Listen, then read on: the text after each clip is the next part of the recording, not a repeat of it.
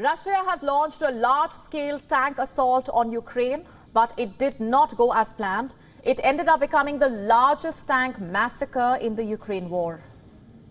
Over the weekend, 36 tanks and 12 BMP fighting vehicles from Russia rolled near the ruins of Avdiivka in eastern Ukraine. They attacked along a road treading from Russian-occupied Tonenke towards the free village of Omanske. The Ukrainian 25th Brigade spotted the 48-vehicle column and hit it hard when the smoke cleared. The Russians had left behind a third of their tanks. Yes, the Ukrainian forces managed to destroy 12 tanks and 8 BMPs. The assault was supposed to be a surprise. For weeks, Russia had been deploying foot-borne infantry to attack this part of the Ukrainian city because Russian regiments and brigades were apparently short on vehicles after losing hundreds of them capturing Avdiivka back in mid-February. But Ukrainian troops saw it coming.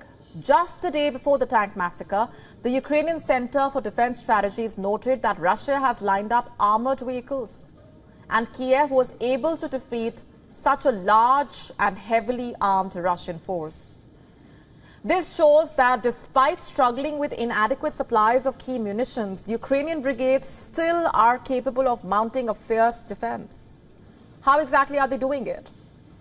Using a combination of mines, artillery, anti-tank missiles, and explosive first-person view drones. As per reports, Ukrainian forces' standard defensive tactic is to locate a Russian assault group using drones and disrupt it with a well-aimed artillery barrage. This scatters the Russian vehicles. The disorganized survivors then become easy targets for the FPV drones that pluck at individual soldiers and vehicles. This survival strategy was born out of necessity, but the Ukrainian soldiers seem to have perfected it. It's not clear if Russia was able to gain any ground, but at the cost of those 20 vehicles and potentially scores of troops, the gains would be modest at best. Was it even worth all that bloodshed is the question. Now, this is not the first time a Russian tank assault has failed, of course, and if reports are to be believed, this has happened several times, and at least on 7 occasions in the same region. This reportedly happened around Senkivka in northeastern Ukraine. The Russians repeatedly sent mixed columns of tanks, BMP fighting vehicles and infantry into a mined kill zone 7 times, to be specific, all between December 14 and December 28. The Ukrainian 14th and 30th mechanized brigades destroyed each column, and they apparently did it by reseeding the mines, and resetting their defense between attacks. The last of these attacks was said to be the most catastrophic. That probably prompted Russia to rethink. But it's not just the Russian tanks that are being destroyed. Russia claimed on Monday that it has destroyed 1 US-made Abrams tank and many other targets. But what's 1 tank in the face of 20?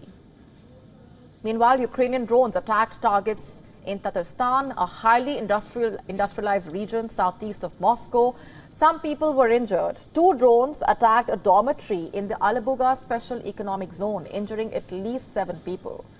A Ukrainian drone was also intercepted near Tatnef's Taneko refinery. Soon a fire broke out, but it was extinguished within 20 minutes. This is one of Russia's biggest refineries, with a production capacity of around 360,000 barrels per day.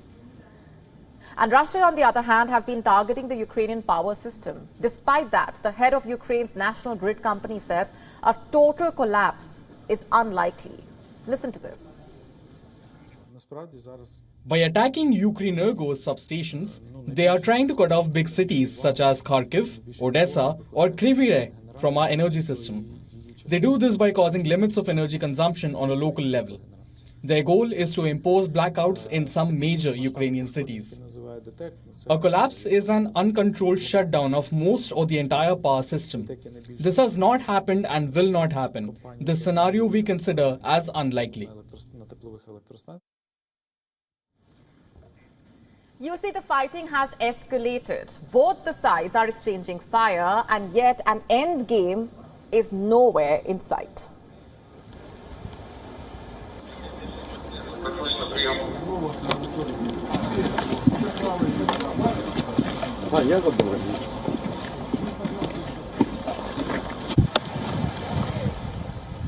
WION now available in your country. Download the app now. Get all the updates on the move.